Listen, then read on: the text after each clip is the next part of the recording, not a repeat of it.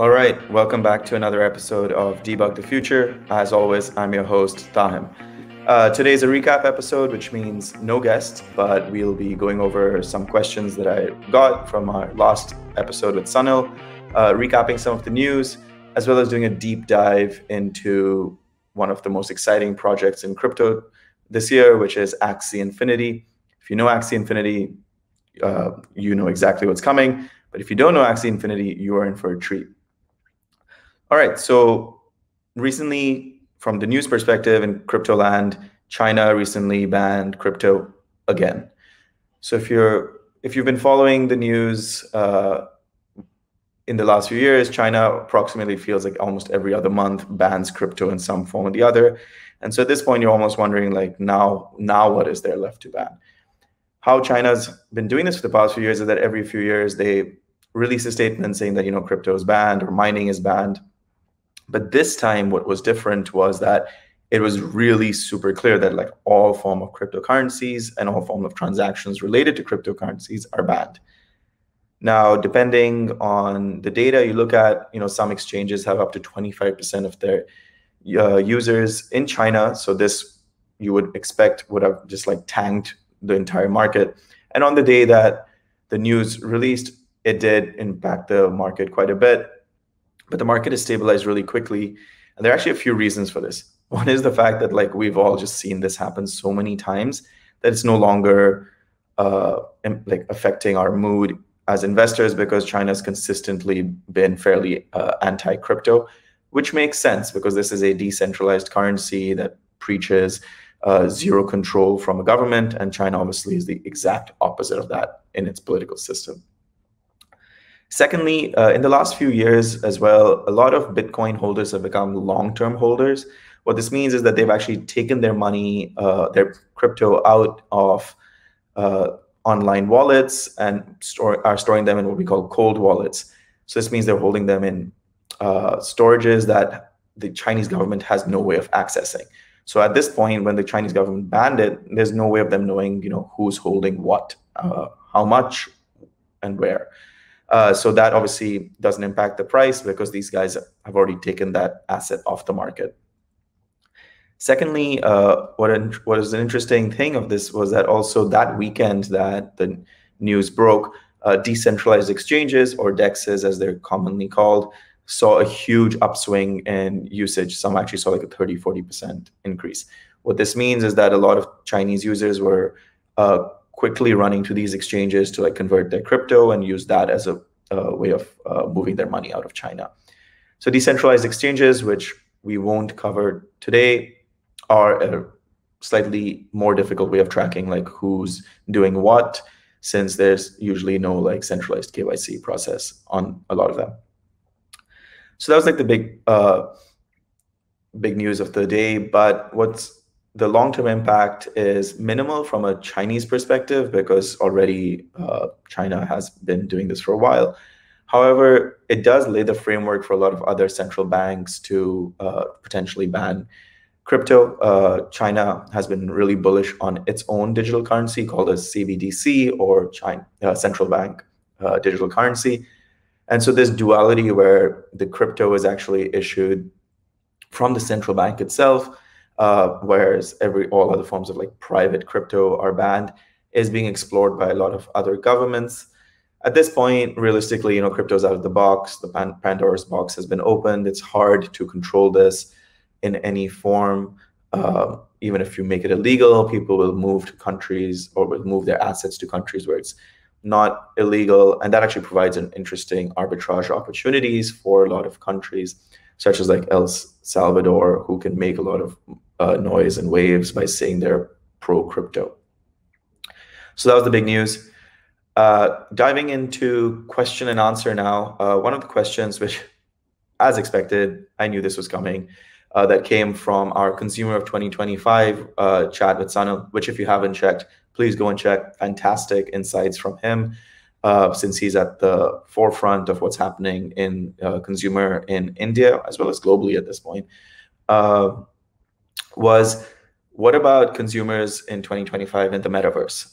So this is a very loaded question because we're just still at the early stages of what the metaverse even is. But it's a fair question. Right now, the majority of things that we buy, especially, are really on the physical side. We buy food, we buy houses, we buy cars, and these are all in the world, like the physical world. But if you think about your everyday life, you are currently spending majority of your time online. You work online, you probably work remotely, you consume your media online. So you've already started taking the step towards a digital world that you are interacting with without you realizing it. The metaverse kind of formalizes that, where you can basically just spend more time in this online world that can be a parallel to the physical world or can be a completely different thing. What's important to really understand is that it's difficult to predict what people will need in the metaverse. And I can give you a few examples of why that is. So the first is, if you create just a completely like Second Life version of the current world online, then obviously you would want things that are just parallel digital objects, right? A digital home, a digital art gallery, which you can store your NFTs in, et cetera, et cetera. But if you are creating a metaverse that is untethered to what our current world is, it could be like a space alien metaverse, then obviously the objects and economy that is running that is very different. And so again, it just boils down to the core concept of what do you put value in and what are you willing to pay for it. So a good example is, let's say there's an online metaverse where it's a parallel to today's world. You can buy a digital home. So that means what you'll be able to buy on this metaverse is land, maybe construction material if the metaverse allows it, the property itself, like the house. You can buy NFTs to populate your house. You can buy digital clothes to populate your online avatar so that you look, super decked out with swag. As well, there's a world coming where Jordans will be on the metaverse. So you've got to cop those ASAP. And that would really inform what you're going to buy and sell there. There's already a land grab happening on platforms like Decentraland and all. People are just buying land in the expectation that, in the future, people will want this land. It's very much like in their minds, and it's an accurate analogy, that you're buying land in California like 250 years ago. Like, this is prime time to just get it at a super cheap rate, and the sky is literally the limit here. If you're wondering, oh, this is all ridiculous, you must realize that you're already probably spending a lot of money in the online world already, right? You're buying services that have no physical attributes, like Netflix, for example. While you watch it and all, it's streaming, right? You don't actually own anything, or you're not receiving anything physically. That's one. If you're using something like Snapchat, or you're playing games online, you're already buying in-game or stickers on Snapchat or in-game items. So already our lives are buying services or products or tools that are digital, 100% digital. So there's no difference in this. This is just a formalization of that experience. Which actually brings us, in terms of in-game, to Axie Infinity, which is our deep dive this week. So if you've not heard of Axie Infinity, this is a really interesting project. It's been around for a few years, but it's only in the last year that it's just exploded. And by exploded, I'll get into just how insane this is. Axie Infinity is what we call an NFT-based play-to-earn video game. And Axie is like a cute little Pokemon character, and you, as a player of this game, go in, you get these characters, you can battle them very much, again, like Pokemon, against other Axies. Each Axie has its own attributes, and then you win these battles, and then you can earn tokens in the game, and you can use these tokens to breed more Axies. So this becomes like a circular economy for Axie, where you use the tokens to create more Axies, then you battle it, you play it, and you earn more tokens, and then you can sell those Axies to other people, because you've probably minted a super rare Axie or a super powerful Axie. Why it's based on NFT is that each Axie is an NFT in itself, Now you obviously are wondering, hey, like that sounds like a normal game. Why do you need an NFT? Well, there are a few reasons for that, right? One is that you have the comfort as a player knowing that the game developer can't just arbitrarily like change the rules or like steal your Axies, because it's an NFT, it's immutable, and you can't tamper with it. This also reduces fraud a lot in the ecosystem. So a few years ago, video games started, having these kinds of in-game purchases. Let's say you were playing a shooting game, you could buy different types of guns, and the better gun was more expensive, and obviously it did better stuff for you in the game. And then you could people were selling those guns to other players outside the game ecosystem. So this obviously created a lot of fraud in it. But that also then brought an interesting challenge. So then some games tried to create an in-game economy where you could buy and sell these upgrades with other players. But if the game itself does not support such an economy, it ruins the game, right? Because suddenly you get people who are only there for arbitrage. They're playing the game so that they can just sell these tools, which means that they're either removing that gameplay experience from other players, and they're ruining the experience for people who have just come to play the game. Because at the end of the day, a game exists and is successful only if players enjoy playing it.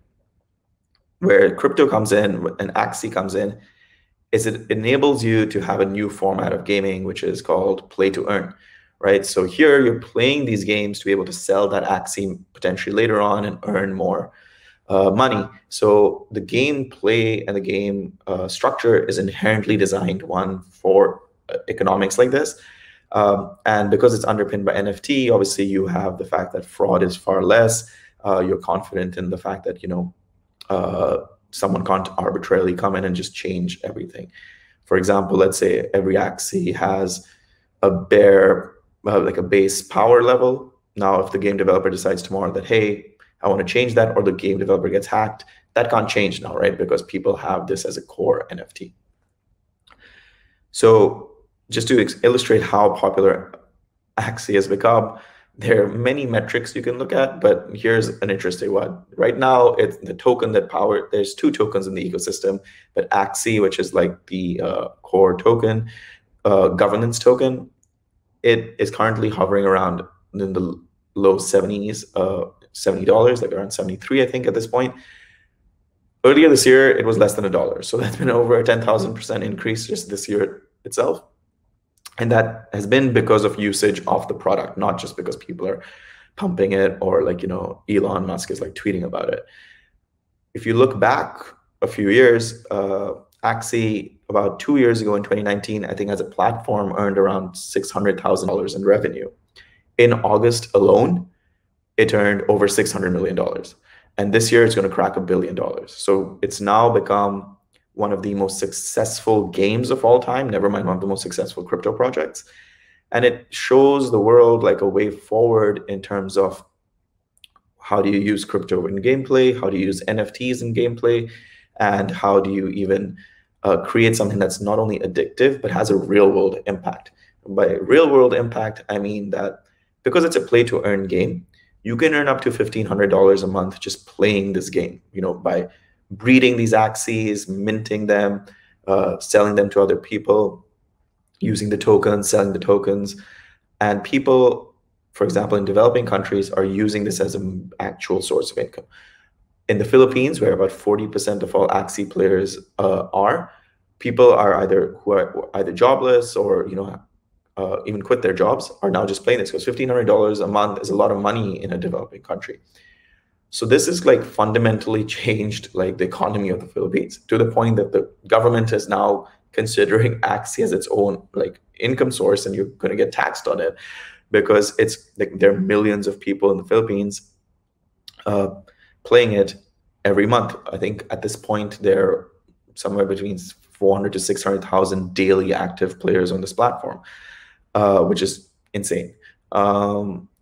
And so suddenly you start seeing this amazing thing that happens with crypto, which is that it is impacting developing countries in a positive way.